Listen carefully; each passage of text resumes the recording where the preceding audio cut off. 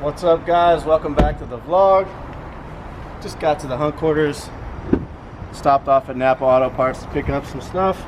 Some new diff oil for the gearbox. Some Scotch spray pads for those front arms that we're gonna scuff up today and clean up, and some applicator pads to do some cleanup of the front fenders and bumper. They got some overspray on them, so we're gonna go ahead and head inside and get cracking.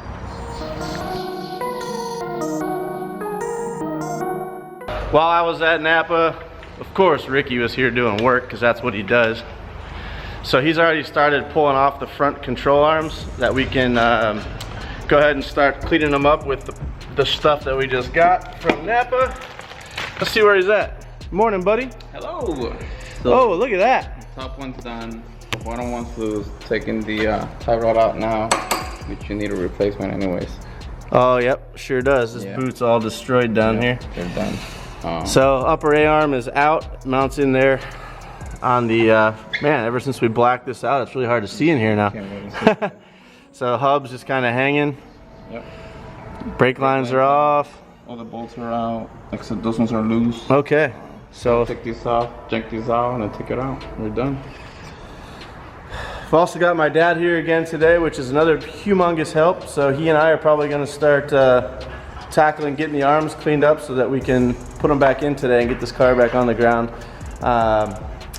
So yeah, a little bit of dry stuff, but these are the things, again, when the car's done, this is the stuff that people are going to notice, hopefully, and be like, wow, this car's really clean. So we're going to go ahead and get cracking.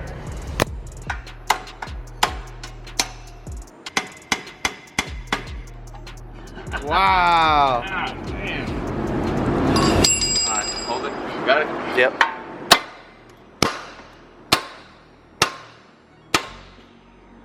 Got it. That required a little extra effort, huh? Rick, you sure you didn't play in the majors with a swing like that, brother?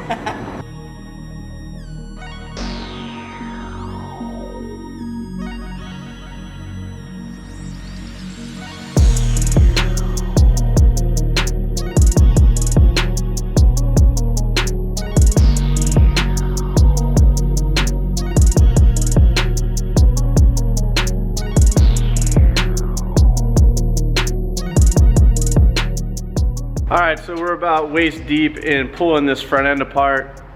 Big Jeff's over there grinding away on the aluminum arms, getting them polished up for me. Well, not really polished, just cleaned up. Took a trip out to the mailbox because we were expecting some packages today, and yeah, got 3 of them actually. So pretty excited to open these all up. These are all parts for the RX-7. So yeah, without further ado, let's go ahead and crack into these things, see what we got here. What we have here is a Rotary Works intake elbow for the RX-7 for the 13B. It is cast aluminum, so we'll go ahead and get these cleaned up and matched to the intake. Looks like a pretty nice part. So this will actually connect up to the intercooler and complete the aluminum pipe. Look, this pipe is actually plastic from the factory. I don't have it handy, but yeah, it's plastic. This is a much nicer piece. Yes, it's a little heavier than the plastic pipe, but it's less prone to breakage and cracking after a bunch of heat cycles. So pretty pumped. That's nice. These are actually for the front driving lights that are on the Japanese bumper. They're meant to plug into this harness here. Unfortunately, this harness here is different than the light harness on the back of the Japanese lights. The Japanese lights go into this hole on the bumper here. The US cars did not come with that bumper light. They actually had just a turn signal light. So this is meant for the turn signal only, where the Japanese bumper lights actually have a driving light and a turn signal. So this little wiring harness, somebody on eBay actually creates it and sells it. It plugs into the US harness and then into the back of the Japanese lights. So 30 bucks. It's an easy decision for me to get the lights working without having to do the wiring myself.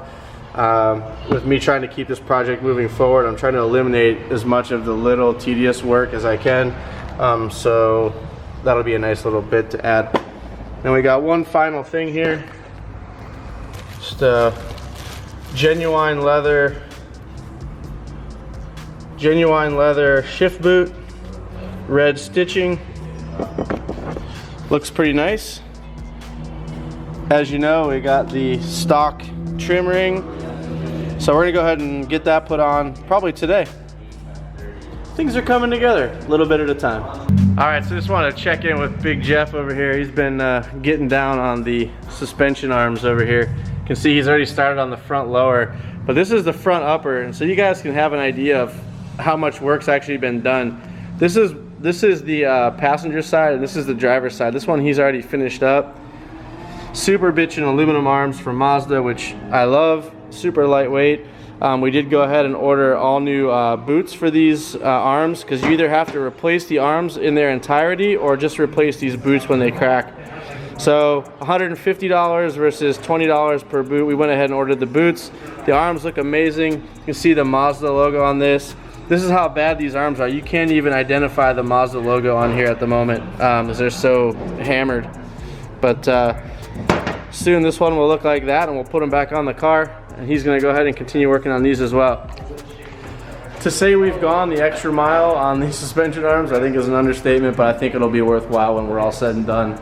Seeing this thing put back together and everything cleaned up, that's MICKEYSPEC.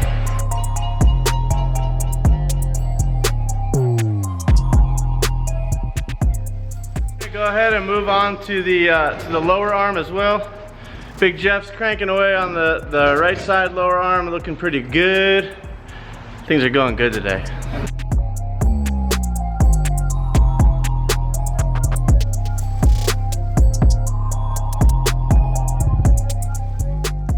So I've gone ahead and actually made a decision to clear coat the parts after he gets them all cleaned up.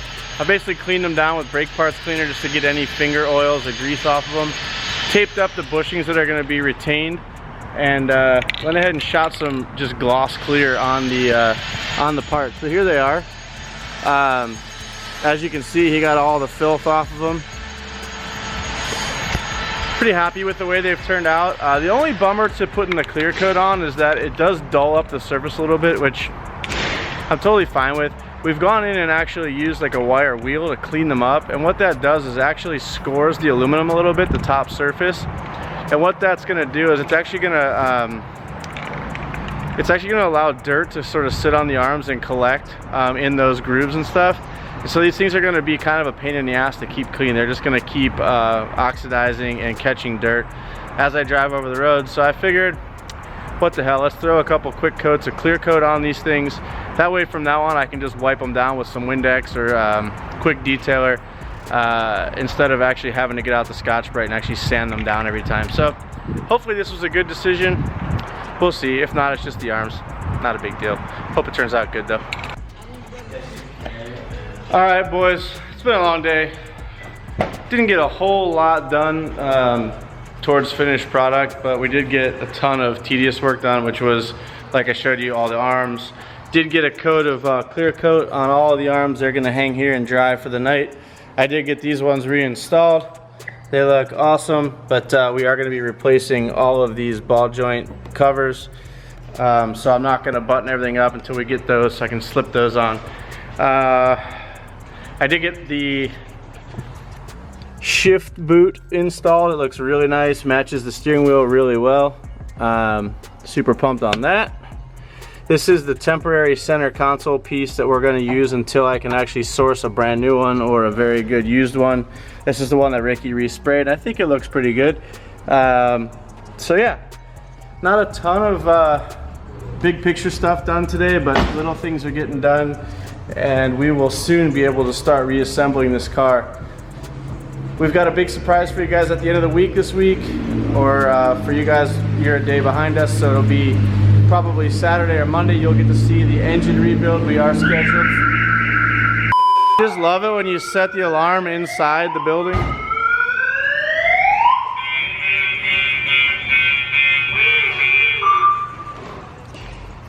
So next we're going to tackle, before this goes back together, we're going to tackle repainting the brakes. So we'll do a video on how to do that. I do have an extra set of these that we have off of TJ's car that we're going to swap with mine. so we can do it without actually disassembling this whole setup. So we'll go ahead and get those painted probably sometime this week. I'm super pumped about Friday going up to DNA Garage and actually assembling my 13B. That's going to be a fun build. That's going to be a fun video to make. I'm super excited. And in the meantime, I've got some planning to do about this engine bay and what we're going to do about this front bumper that needs to be completely resprayed because it's pretty garfed up, as you can see. And the front fenders as well that are chipped, as you can see here, pretty bad. So maybe not a full repaint on the car, but just some touch-up work before we debut this car at 7 stock up at Auto Club Speedway in Fontana. So thanks for joining us today, guys. Sorry we didn't get a ton of big stuff done today, but the little stuff all counts, and the car is well on its way to I think being a head turner when it's all done. So keep tuning in, we appreciate it. Subscribe to the channel, comment, throw us a like, we appreciate it. Peace out.